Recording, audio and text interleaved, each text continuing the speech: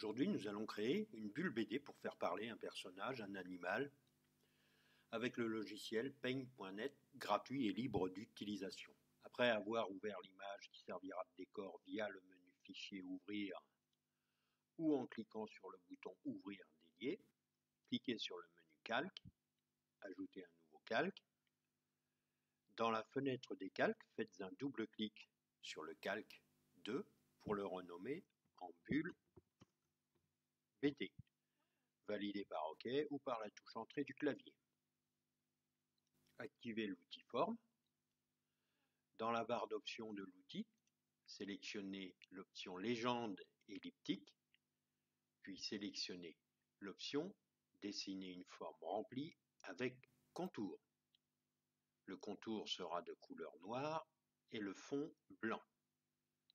Maintenez enfoncé le bouton gauche de la souris à gauche de l'animal, puis déplacez-la vers la droite, vers le bas.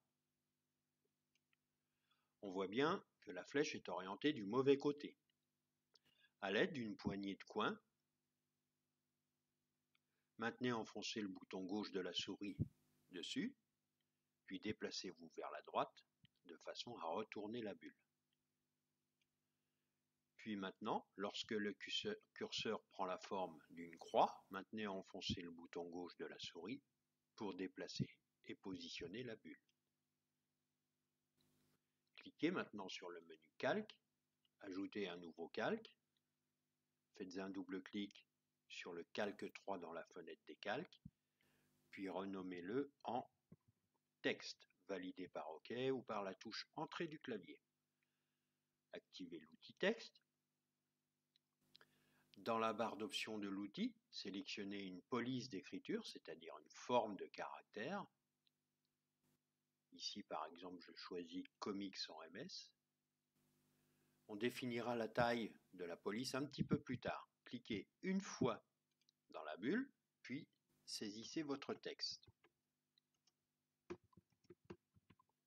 On voit bien ici que le texte est trop gros. Nous allons donc en réduire la taille. Cliquez sur le bouton taille de police, puis testez 8 par exemple. C'est encore un peu trop gros. Alors, il n'existe pas dans les mesures ici, de mesure inférieure à 8.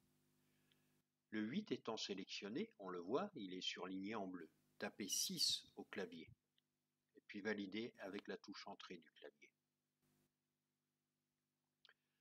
À l'aide de la petite poignée, vous pouvez déplacer et positionner le texte à l'intérieur de la bulle. Ne vous reste plus qu'à enregistrer votre travail via le menu Fichier, Enregistrer sous pour ne pas modifier l'image de départ. Attribuer un nom,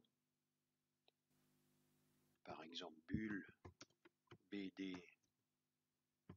écureuil.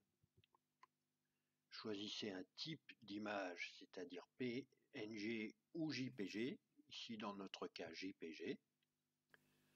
Et après avoir sélectionné un dossier, ici j'ai choisi tuto vidéo, cliquez sur le bouton enregistrer. Dans la fenêtre qui s'affiche, ne modifiez aucune option, validez par OK.